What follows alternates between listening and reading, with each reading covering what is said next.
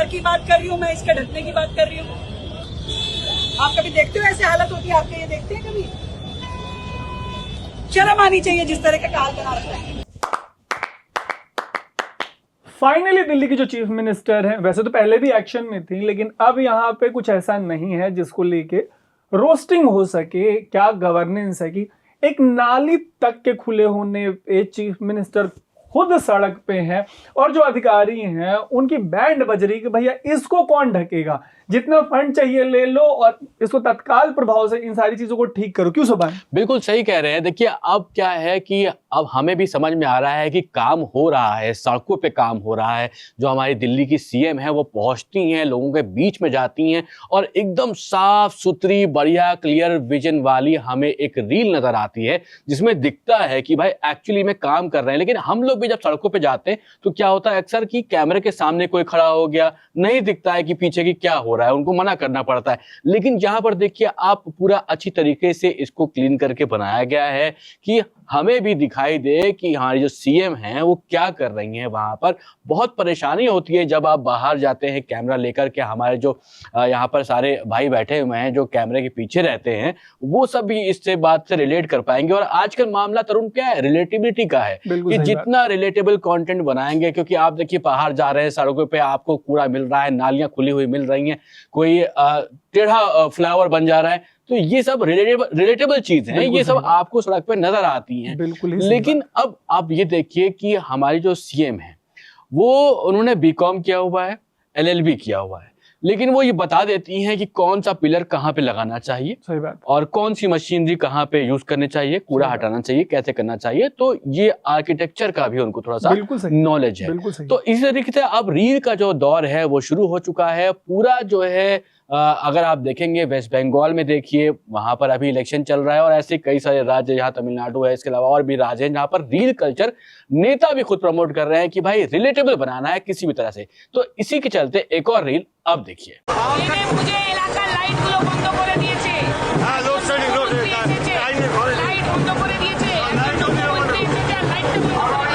यार वेस्ट बंगाल का इलेक्शन बिहार से ज्यादा हर एक मामले में बैड पीआर कवरेज मिल रही है। इस इलेक्शन को क्रूड बॉम्ब फेंक दिया। अभी आप एक बीजेपी लीडर को देख रहे हैं, उनके पीछे रेखा गुप्ता जी हैं, दिल्ली की सीएम, और एलिगेशन ये लगाया जा रहा है कि जानबूझकर बीजेपी की रैली में बिजली काट दी गई। लेकिन यहाँ पे भी जो नोट करने वाली बात है कि जैसे पिछले गली और नाली टाइप जो रील थी जिसमें खुद सीएम सड़क पे उतर के कह रही है कि इसको कौन ढकेगा, उसमें आपने एक क्लैरिटी देखी। एक प्योर एंगल था, उस प्योर एंगल से रील शूट की जा रही थी जिसमें सिर्फ और सिर्फ चीफ मिनिस्टर नजर आ रही थी। किसी तरीके का कोई इंटरप्शन नहीं था। हमारे कैमरे के पीछे आदिल हैं, कैफ है स्टूडियो में, ये हमारी जो वीडियो स्टोरीज होते हैं इनको यही चमकाने का काम करते हैं। एक और बंदे का नाम नहीं लिया, वो तो जा रहा है। अच्छा, वो तो मतलब जा रहा है, जाने वाले को हम ऐसे ही विदा करते हैं। बट द पॉइंट इज कि आदिल या कैफ हूँ, ये सालों से काम कर रहे हैं और इनसे अच्छे लोग इस इंडस्ट्री में आपको नहीं मिलेंगे। और जो जा रहे हैं वो अच्छे नहीं हैं। वो जो हमारे पास से चला जाता है हम उसकी अच्छाई या बुराई नहीं करते। ठीक है। सो द पॉइंट इज कि इन लोगों ने भी जब हम ग्राउंड कवरेज पे जाते हैं कभी भी इतना क्लीन एंगल अगर रील का निकाला हो जिसमें कोई आ जाता है, अभी मेड जो प्रोटेस्ट कर रही थी उसमें जब हम रिकॉर्ड कर रहे थे कोई बीच से गुजर जाएगा, कुछ हो जाएगा, ये एंगल्स क्या एंगल हैं? ये कितने प्रोफेशनल रील रिकॉर्ड करने वाले होंगे कि जब सीएम नाली और गली की बात कर रही हैं तब भी सिर्फ सीएम नजर आती हैं। बंगाल में रैली हो रही है, बिजली कट जाती है, तब जब रील रिकॉर्ड हो रही है उसमें भी नीटली 2 लोग नजर आते हैं, रील बन रही है वर्टिकल। ये सब देखिए तरुण, मुझे लगता है कि अगर आप कुछ और ऐड करना चाहते हैं कर लें। दिल से यही निकलता है कि ये जो माहौल है अब की बार रील सरकार वाला है। हाँ, तो अब की बार रील सरकार वाला जो माहौल है वो बना हुआ है। पश्चिम बंगाल में भी पहुंची है रेखा गुप्ता। जिस तरीके से आपने देखा कि वहां पर पहले फेज की वोटिंग होने के बाद उससे पहले की जो रैलीज हैं उनकी ये विजुअल्स आए हैं। लेकिन देखिए एक बात और गौर करने वाली है, ये स्किल इंडिया को प्रमोट कर रहे हैं। सही बात। तो स्किल्स हैं यहाँ पर। अब जो कैमरा कर रहा है, जो वहां पर फोन पकड़े खड़ा हुआ है, इन नेताओं को वो जो है अच्छी तरीके से दिखा रहा है, तो ये स्किल्स का इंप्रूवमेंट है। तो यहाँ पर स्किल इंडिया का प्रमोशन होता हुआ नजर आता है साफ साफ। अब देखिए एक और रील। तो कितने बजे आ जाते हैं? तो इतना पेशेंट, कितने पेशेंट देख लेते हैं एक दिन में? 180 एक दिन में देखते हैं। कब से कब तक बैठते हैं? 9 से 1 में 180 पेशेंट दोनों मिलके देखते हैं। अगेन दिल्ली के मुख्यमंत्री जी हैं, औचक निरीक्षण। अब जैसे हमने डिसाइड किया था कि इतने भारी भरकम हिंदी के शब्द नहीं यूज करेंगे, बट होता क्या है कि मीडिया के नहीं, लेकिन बहुत शब्द घुस गए हैं। ये बहुत ही मजेदार शब्द है। आप कहिए औचक, औचक निरीक्षण। इसको सरप्राइज विजिट बोलते हैं अंग्रेजी में। सीएम गई, अरुणा आसिफ अली जो हॉस्पिटल है उसके सरप्राइज विजिट पे गई और वहां पे शायद डॉक्टर्स एब्सेंट थे या ऐसा ही कुछ था, जिसके बाद वो थोड़ी खफा हो गई। अब यहाँ पे मेरा एक ऑब्जर्वेशन जो पहले ही रील से चलता आ रहा है कि नाले वाला जो रील था वहां पे भी नीट फ्रेम है, एक ही आदमी फ्रेम में है। दूसरा जो बंगाल वाला रील है, 2 लोग फ्रेम में है, लेकिन मतलब उसमें कोई किसी तरीके का घुसा घुसी इंटरप्शन कुछ नहीं है। तीसरा हॉस्पिटल वाले में वही। अब मेरी उत्सुकता ये है, मेरी जिज्ञासा ये है कि क्या ये 1 टेक रील्स होती हैं? 1 टेक में इतना अच्छा कंटेंट कैसे डिलीवर हो जा रहा है? जो मीडिया के प्रोफेशनल्स हैं भैया, ट्रेनी डेज में मेरे को एक चैनल में, मैं जब शुरू में आया था ट्रेनी डेज में, तो मेरे को एक बहुत सीनियर रिपोर्टर है, दिल से उनका सम्मान करता हूँ, नाम नहीं लूंगा, लेकिन एक छोटा सा पीटीसी था। हमारे यहाँ पीटीसी कहते हैं जब आप कैमरे के सामने खड़े होके रिकॉर्ड करते हैं, ये बात बताते हैं कि यहाँ ये हो रहा है या होने वाला है, ऐसी कोई बात बताते हैं। एक 30 सेकंड के पीटीसी के लिए अगले ने 27 टेक्स लिए थे, 27 बार रिकॉर्ड किया था। वो वाला तो आपको याद ही होगा ना, पीछे से ट्रेन निकल रही होती है। हाँ। और मैं क्या था, चांद नवाब आप इंडस न्यूज का यार बड़ा बेगरत आदमी। हाँ, वो तो बहुत ही आप सबने ही देखा होगा। वो ट्रेन निकल रही होती है और ट्रेन बार बार निकल जाती है और कोई बीच से आया था तो एक दफा और ले लो, एक दफा और ले लो, वही वाला हिसाब किताब रहता है जो तरुण यहाँ पर बताना चाह रहे हैं। लेकिन तरुण, एक चीज और मैं यहाँ पर ऐड करूंगा। देखिए, आपने ये बात तो करी कि रील बहुत क्लीन बन रही है, लेकिन जिस हॉस्पिटल में ये इंस्पेक्शन करने गई थी रेखा गुप्ता, वहां पर डॉक्टर्स ने बताया है कि 180 लोगों को 2 या 3 डॉक्टर्स मिलके देख लेते हैं।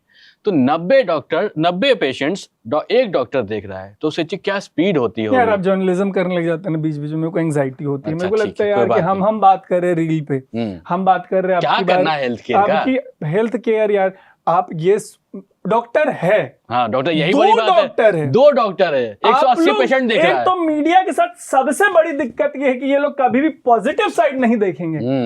एक हॉस्पिटल में अगर 180 लोगों पे 2 डॉक्टर है, क्या चाहिए? मतलब क्या करें? मतलब सही बात है, पर पेशेंट एक डॉक्टर कर दे। क्या कनाडा में भी डॉक्टर्स की कमी हो गई थी, इलाज ही नहीं हो पा रहा था? फर्स्ट वर्ल्ड करते हैं, यहाँ तो कम से कम 90 पे 2 डॉक्टर हैं, देख लेगा, लिख देगा, पर्चा हो जाएगा। जर्नलिज्म मत करने लग जाइए, अगली रील चलाइए। नहीं, ये एक चीज और बताना चाहता हूँ कि डॉक्टर से याद आया कि डॉक्टर की कभी कहीं मनमानी भी चल रही होती है, तो वो भी बता देना चाहिए।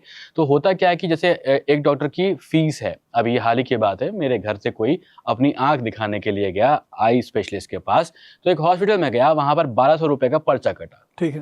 अब 1200 रुपए के पर्चे में उन्होंने जो बताया, वो बताया कि भाई आपकी आंखें काफी ड्राई हो गई है, एक्सेसिव ड्राइनेस है। अच्छा। लेकिन एक टेस्ट उसके लिए और कराया गया 1400 रुपए का। बताना वही बात था कि ड्राइनेस है, और आगे फ्यूचर में अगर आप ऑपरेशन कराएंगे तो फिर आपको ध्यान रखना चाहिए कि आपकी आंख में ये प्रॉब्लम है। तो जब आप आगे कहीं जाएंगे, बुढ़ापे में कराएंगे अपना ऑपरेशन, तो ये बात ख्याल में रखिएगा। इसके वजह से उन्होंने वो टेस्ट करवा लिया जो एक्स्ट्रा 1200 रुपए, तो 2400 रुपए में उन्होंने 2 आई ड्रॉप लिखे जो कि सुबह और शाम को डालने होते। अब आप सरकारी हॉस्पिटल में जाएंगे और उनको अगर लग गया कि आपका आंख ड्राई है, आपकी आंख अगर ड्राई है, तो वो टेस्ट वेस्ट नहीं करवाएंगे, वो आंख में कुछ डाल देंगे। अब उसके बाद वो ड्राई हो, वेट हो, वो आपके बदल जाएगा। आप कहते हैं ना कि हर चीज के लिए वो चढ़ा देते हैं, स्लाइन लगा देंगे, हाँ है ना, पानी चढ़ा देंगे। एड्स हुआ है, पानी चढ़ा दो, बुखार हुआ है, पानी चढ़ा दो, इबोला हुआ है, पानी चढ़ा दो, कोविड हुआ है, पानी चढ़ा दो, सब ठीक हो जाता है। गवर्नमेंट हॉस्पिटल, भाई मेरा मानना है कि ये जो जर्नलिज्म करने वाले इस किस्म के लोग हैं, उनसे समाज को दूर रहना चाहिए। हर चीज का पॉजिटिव एस्पेक्ट होता है, वो देखा जाना चाहिए। जैसे आप देखिए ये अगली पॉजिटिव रील। बिल्डिंग में जितने बैठते हैं और कौन कौन आया, कौन कौन नहीं आया, 11 बजे का टाइम है, आप मुझे टिक मार्क करके दीजिए। आज ही नहीं आया, कोई सूचना है?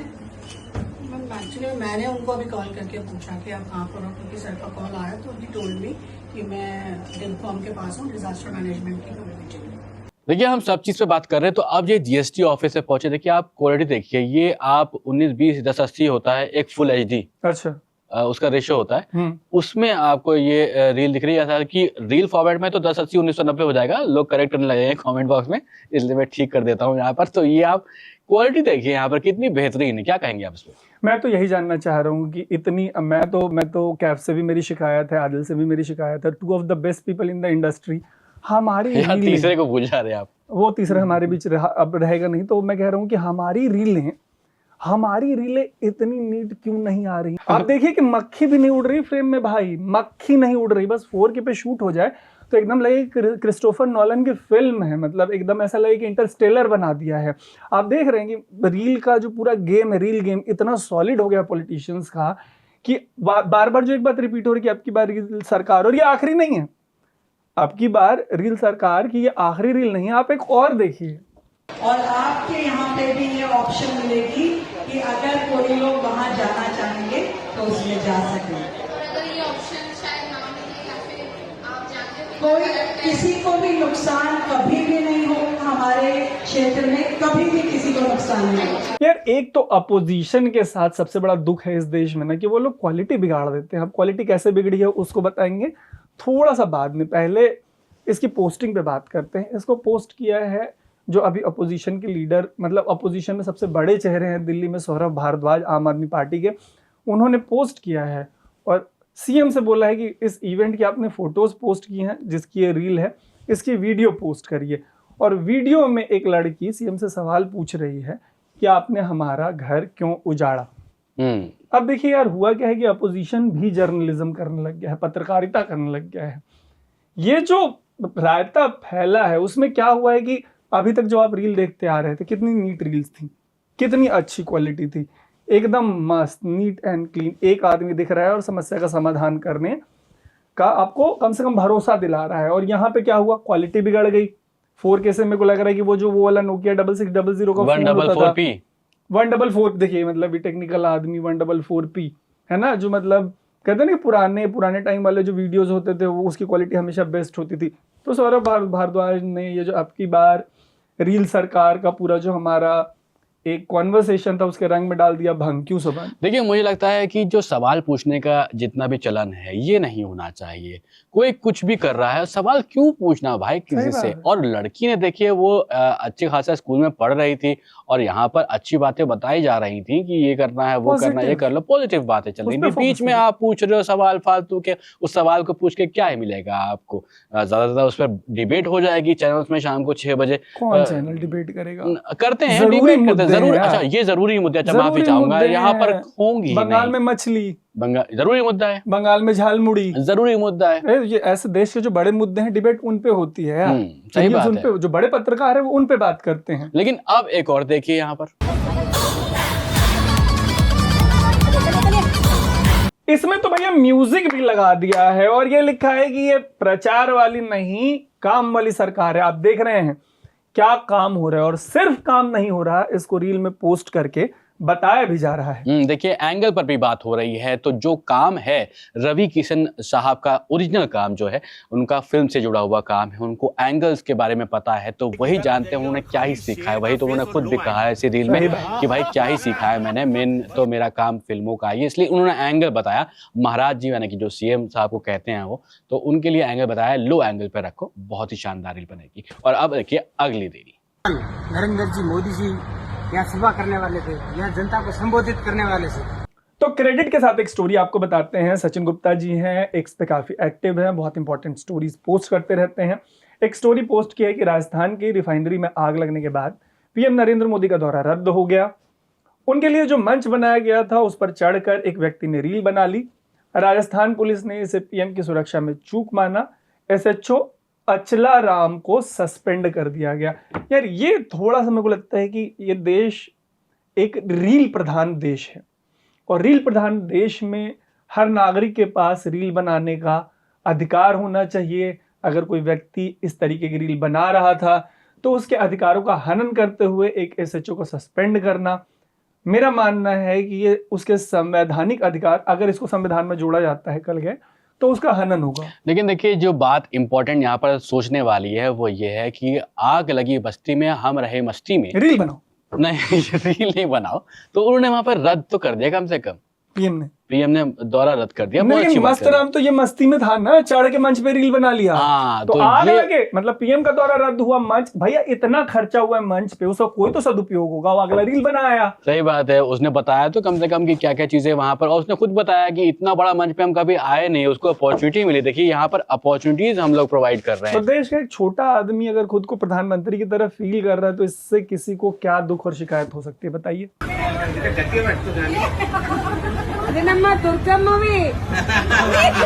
तो भैया अब मछली के बाद आ गया है मुर्गा, और मुर्गा भी कट रहा है, और जब तक इलेक्शन है तो कुछ भी करने के लिए तैयार है। ये यहाँ पर जितने भी कैंपेन में लगे हुए हैं लोग जो विधायकी के लिए चुनाव लड़ रहे हैं। तो कल मछली की बात करी थी हमने, यानी कि पिछले एपिसोड में मछली की बात करी थी, अगर आपने नहीं देखा तो वो भी देख लीजिएगा। और अब मुर्गे की बात भी हो रही है, तो मुर्गा, मछली, मटन सब कुछ मिलेगा वेस्ट बंगाल में सिवाय बीफ के। और जिसने भी इसको पोस्ट किया उसने लिखा है कि आपको जो कटवाना है कटवा लीजिए, जब तक इलेक्शन है कुछ भी कट सकता है आपका। और इसी पे मैंने एक बहुत प्यारा मीम देखा था जनरल इलेक्शन के टाइम पे। उस मीम में लिखा था कि चुनाव 2 चरणों में होंगे, पहले नेता आपके चरण में होंगे, फिर आप नेताओं के चरण में होंगे। इसी पे देखिए अगली reel. National Highway 202 is not a war zone. It is a lifeline, and when blood is spilled on it, यार ये क्या दिखा रहे हैं भाई, मणिपुर दिखाने लगे आप। अभी कहाँ हम लोग बात कर रहे थे, नेताओं की बात कर रहे थे, वो साफ सुथरी रील की बात कर रहे थे, क्या जर्नलिज्म वगैरह कहाँ आप मणिपुर लेके आ जाते हैं। सॉरी, हम दिखाते हैं आपको एक और स्टोरी। क्या बेबसी है ये, क्या मजबूरियां। यार ये क्या वीडियोस चल जा रही हैं। मेरे को लगता है कि जिस किसी ने भी ये वीडियो पोस्ट की है और रिसर्च टीम ने हमारे उसमें शीट में इसको डाल दिया कि इसको भी चलाना है। बहुत बड़ी रिसर्च टीम है, बहुत बड़ी रिसर्च टीम। और इस रिसर्च टीम के जो मतलब जो लोग हैं चुट्टे किस्म के, इनको ये समझना चाहिए कि देश में वंदे भारत चल रही है और आप जनरल बोगी में लोग अगर कीड़े मकोड़ों की तरह जा रहे हैं तो ये कौन सी दिखाने वाली बात है। कोई दिखाने वाली बात वंदे भारत दिखाइए, पॉजिटिविटी जो पॉजिटिव एस्पेक्ट है उस पे फोकस करिए। आपको पता है ये जो गाना है, सांस में मेरे सांस मिले तो मुझे सांस आई, ये कहाँ लिखा गया था? मेरे को लगता है किसी की सांस के लिए लिखा, इसी डिब्बे में लिखा गया था। डिब्बे में लिखा गया था। मेरे को लगा किसी की सांस के लिए लिखा गया था। सोबान यहाँ पे मतलब सटायरिस्ट हो रहे हैं और इन्होंने सटायर मार दिया कि ऐसी बोगीज में लोगों को सांस नहीं आ रही। बट अगर इनको सांस नहीं आ रही तो हमें इससे क्या लेना देना। आप देखिए वंदे भारत की रील्स देखिए, आप 4K में देखिए, ये सब वीडियो मत देखा करिए यार। कि अभी भी पिछड़ा प्रदेश है। And I lost the plot. तो भाई देखिए चिराग पासवान साहब का वीडियो है, उनके पिताजी का देहांत हो गया था। उसके बाद उन्होंने एक वीडियो बनाया जो कि श्रद्धांजलि मेरे ख्याल से वहां पर वो देने की कोशिश कर रहे थे।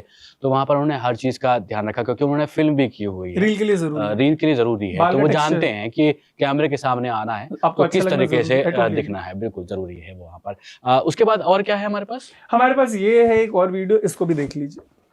तो मैंने कहा कि देशभक्त है कतार में, सब चीजें सब मुस्कुरा लगे। देशभक्त है कतार में, लगी है भारी भीड़, तकलीफों से सज रही भारत की तस्वीर। बोले हम लोग लगे रहेंगे 30 तारीख। मैंने भोजपुरी में अंग्रेजी का बहुत यूज किया, बड़ा बढ़िया इन्होंने अंग्रेजी शब्दों का यूज किया। तो वर्टिकल की जगह थोड़ी हॉरिजॉन्टल रील बन गई और मनोज तिवारी का मामला है तो मेरे को लगता है कि वर्टिकल का हॉरिजॉन्टल हो सकता है, कोई बहुत बड़ी बात नहीं है। टाइम था डिमोनेटाइजेशन का। डिमोनेटाइजेशन के टाइम पे कुछ नेता जो आपको बैठे हुए एक टेबल पे दिख रहे हैं, उन्हीं से चर्चा के दौरान मनोज तिवारी ने एक गाना पढ़ दिया था कि उन्होंने जो लोग हैं उनमें इंथुजियाज्म भरने के लिए एक क्विक सॉन्ग लिखा था। तो ये जो क्विक सॉन्ग था बाद में उनको लगा कि किसी ने रिकॉर्ड कर लिया और उन्होंने बड़े मासूमियत से पूछा भी था कि यार इसको दिखाओगे तो नहीं। बट देखिए मासूम आदमी है, उनको नहीं पता होता है कि गाड़ी वाला गाड़ी कहाँ ले जा रहा है, गाड़ी वाला गाड़ी कहाँ ले जा रहा है। हाँ वो भी तो एक वीडियो, ये देखिए कौन ले जा रहा है।